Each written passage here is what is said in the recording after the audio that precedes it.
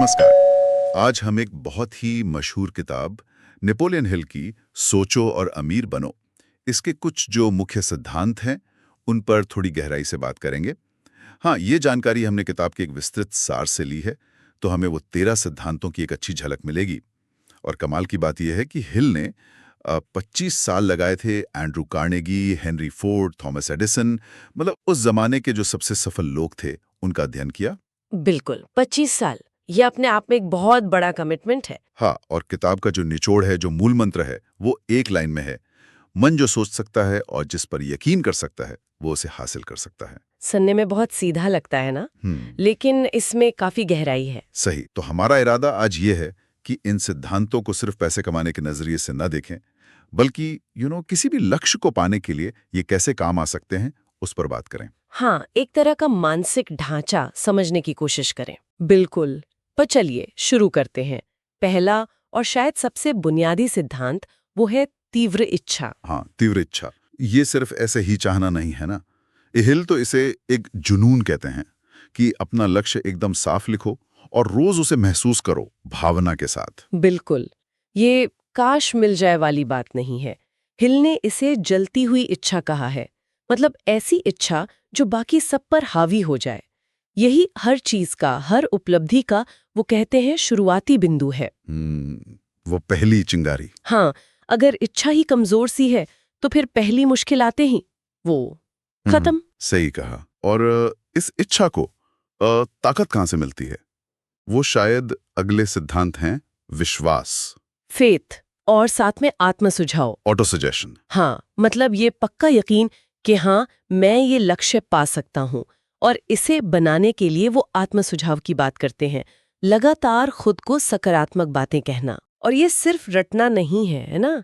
Hello इस पर जोर देते हैं कि जब आप अपने लक्ष्य दोहरा रहे हों तो उन भावनाओं को महसूस करना बहुत जरूरी है, जैसे कि वो आपको मिल ही चुका है। अच्छा।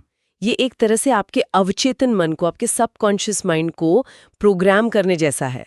देखिए, अवचेतन मन ना तर्क नहीं करता, वो बस जो सुझाव उसे मिलते हैं उन पर काम करना शुरू कर देता है। तो वो धीरे धीरे हमारे व्यवहार को, हमारे फैसलों को उस दिशा में मोड़ देता है। हाँ, बिल्कुल। ये सच में विचारों को हकीकत में बदलने की एक प्रक्रिया है, एक मानसिक अभ्यास। दिलचस्प है। इसके बाद हिल बात करते हैं विशेष ज्ञान की, स्पेशलाइज्ड नॉलेज। कहते हैं कि सिर्फ जनरल नॉलेज से काम नहीं चलेगा। नहीं, बिल्कुल नहीं। अपने फील्ड का, अपने क्षेत्र का गहरा ज्ञान चाहिए, जिसे आप अनुभव से या दूसरों से सीख कर हासिल करें। लेकिन क्या सिर्फ जानना काफी है? नहीं, यही तो बात है। हिल साफ कहते हैं कि ज्ञान अपने आप में शक्ति नहीं है। शक्ति तब बनता है जब उसे इस्तेमाल किया जाए। Applied knowledge. मतलब ज्ञान को काजे लगाना जरूरी है। हाँ, आप कितना जानते हैं उससे ज्यादा जरूरी है कि आप उस जानकारी से करते क्या है। लगातार सीखते रहना और उसे लागू करना। ओके, तो तीव्र इच्छा हो गई, उस पर विश्वास आ गया, जरूरी ज्ञान भी हासिल कर लिया।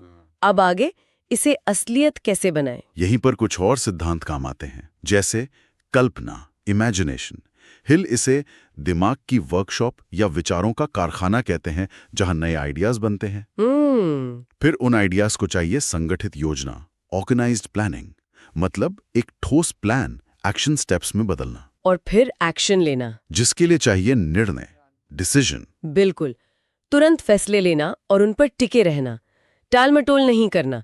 हिल ने देखा कि जो सफल लोग थे वो फैसले जल्दी लेते थे और बदलते धीरे धीरे थे, अगर जरूरत पड़ी तो। हाँ, जरूरत पड़ने पर ही। और एक चीज जो अक्सर, मतलब बहुत से लोग जिसमें पीछे रह जाते हैं, मुश्किलें आने पर। हाँ, मुश्किलें आने पर। यहीं आता है दृढ़ता का सिद्धांत, परसिस्टेंस। ये इच्छा शक्ति और वो जो तीव्र इच्छा थी ना, उसका मेल है। अच्छा। ज्यादातर लोग पहली, दूसरी या कोई बड़ी असफलता आई तो बस हार मान लेते हैं, लेकिन हिल कहते हैं कि लगे रहना जरूरी है, डटे रहना। खासकर तब जब नतीजे तुरंत न दिखें। बिल्कुल, क्योंकि सफलता अक्सर उसी आखिरी कोशिश के बाद मिलती है जिसे करने से लोग चूक जाते हैं।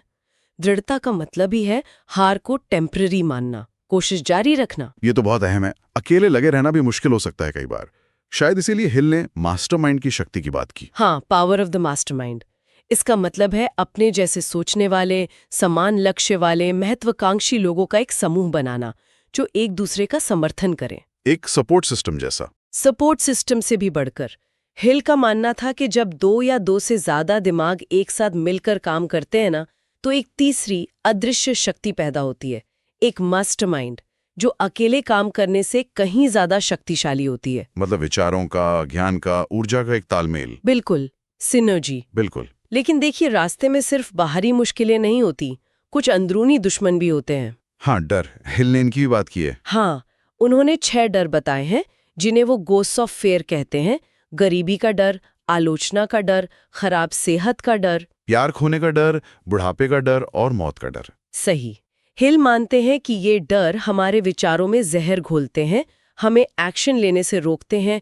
इनको पहचानना और इन पर काबू पाना बहुत जरूरी है। ये अदृश्य बाधाएं हैं जो हमारी क्षमता को कम कर देती हैं। हाँ, बिल्कुल। तो अगर हम इन सब बातों को संक्षेप में देखें, शुरुआत एक जबरदस्त तीव्र इच्छा से करें, फिर अटूट विश्वास बनाएं आत्म सुझाव की मदद से। हाँ, और जरूरी विशेष ज्ञान हासिल करें और उसे इस्तेमाल करें। फिर कल्पना का इस्तेमाल करके योजना बनाएं, तुरंत फैसले लें। और सबसे जरूरी, मुश्किलों में डटे रहें, दृढ़ता दिखाएं और समान सोच वाले लोगों का साथ लें, वो मास्टरमाइंड बनाएं। और साथ ही अपने अंदर के जो डर हैं उन्हें पहचान कर उन पर विजय पाएं। बिल्कुल। तो ये थी नेपोलियन हिल की सोच और अमीर बनो के कुछ मुख्य सिद्धांतों पर हमारी चर्चा। और जैसा हमने बात की, ये किताब सिर्फ पैसा कमाने के बारे में नहीं है। नहीं, ये जीवन के किसी भी क्षेत्र में सफलता पाने के लिए एक शक्तिशाली मानसिकता बनाने के बारे में ज्यादा है। सही कहा। और यहाँ एक सवाल शायद सोचने के लिए छोड़ा जा सकता है। अगर हिल की बात में सच्चाई है कि हमारे विचार हकीकत बन सकते हैं, तो हम रोजाना जाने अनजाने अपने अवचेतन मन को कौन से संदेश दे रहे हैं? क्या वो संदेश हमारे बड़े लक्ष्यों से मेल खाते हैं, या कहीं हमारी अपनी सोच ही हमारी तरक्की की राह में रुकावट तो नहीं बन रही?